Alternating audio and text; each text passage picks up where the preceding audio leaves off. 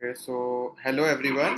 तो आज हमारे सामने रोहित पाठक है, उनका अभी एचपीसीएल में सिलेक्शन हुआ है। तो रोहित से सुनेंगे। First of all congratulation to Rohit for being selected in HPCL. तो रोहित के बारे में चलिए थोड़ा बहुत जानते हैं। रोहित, आप अपना ब्रीफ इंट्रोडक्शन एक बार प्रोवाइड करिए ताकि बच्चों को थोड़ा पता चले। Sure sir, first of all thank you so much for congratulating me again. आप ही का कृपा है कि मैं इधर पे हूँ। बट एज ऑफ मी, मेरा नाम रोहित कुमार पाठक है। मैं आसाम से बिलोंग करता हूँ। मैंने अपना 10+2 आसाम से किया है और मैंने अपना बीटेक एनआईटी सिलचर से दिया हूँ। मैं पास आउट हूँ 2022 का।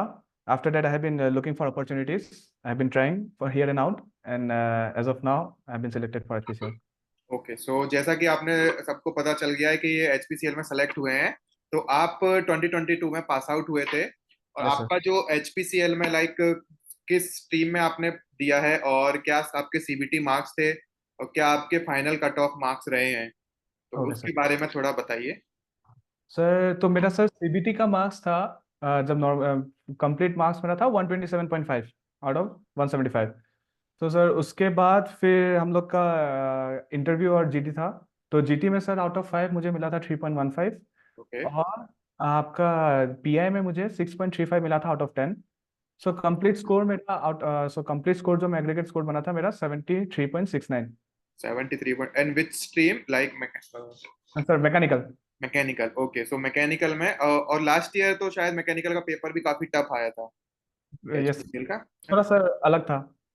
पूरा मतलब जैसा कि नॉर्मल पेपर पूछा जाता है इससे थोड़ा अलग था। तो यस। ये अभी आपका जो जीटी है, जीटी में ग्रुप टास्क में आपके बहुत सारे स्टूडेंट्स होंगे वहाँ पे, यस और सर। बहुत सारे पैनल मेंबर्स भी होते हैं। तो आपका एचपीसीएल का सेंटर क्या पड़ाता है इंटरव्यू का?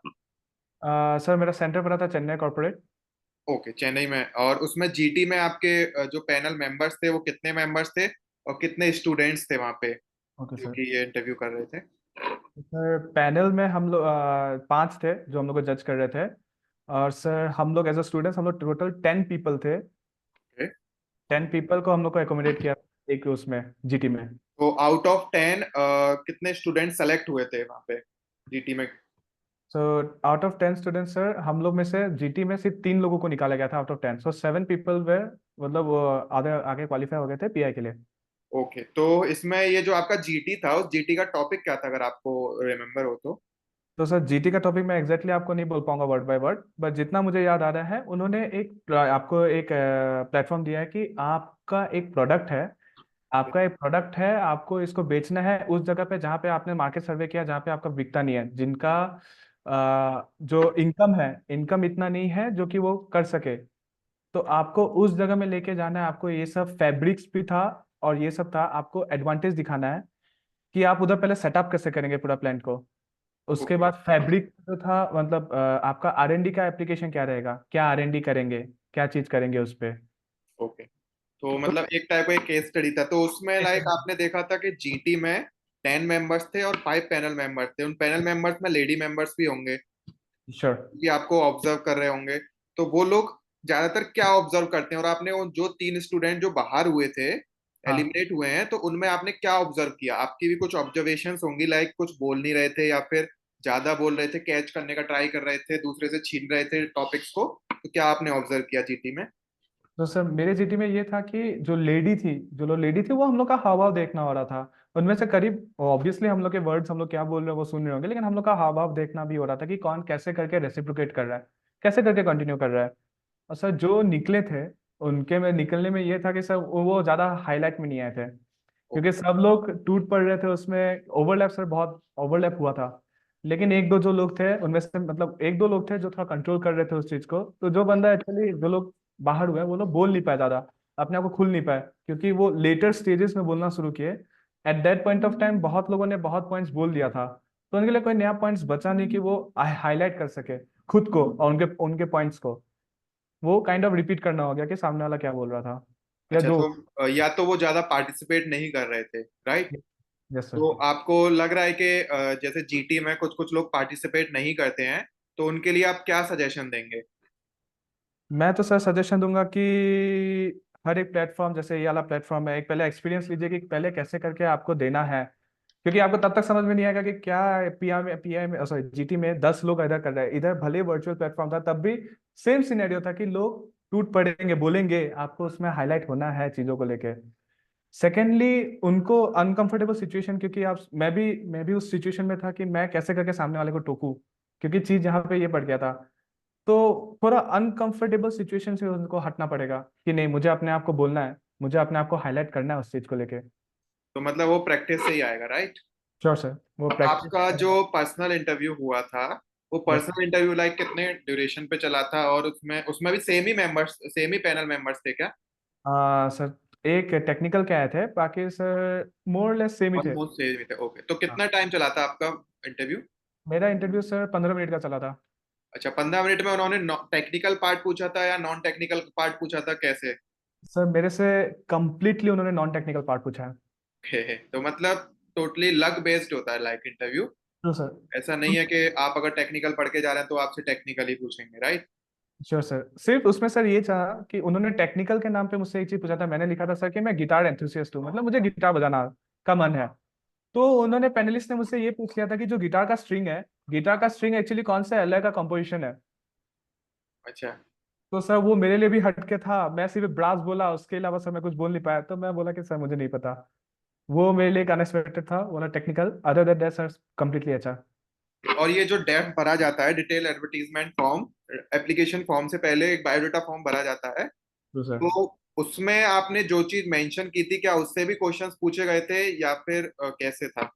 जो स्टार्टिंग में हम लोग ने एप्लीकेशन फॉर्म भरा था रिटर्न टेस्ट के लिए, उसमें वो लोग रेफरेंस दे रहे थे।